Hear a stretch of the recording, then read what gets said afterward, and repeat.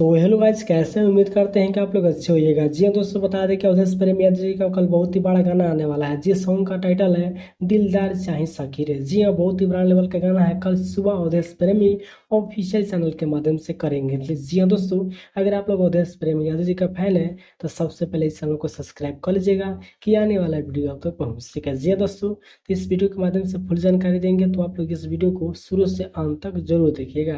तो चलिए स्टार्ट करते हैं, किस कंपनी से करेंगे रिलीज और किस सॉन्ग का टाइटल क्या है और सॉन्ग को लिखे किसने और म्यूजिक किसने दिए हैं।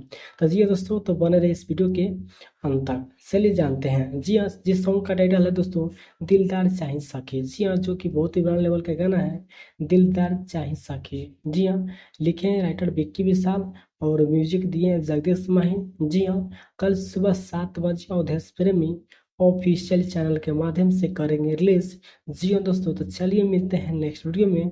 तब तक के लिए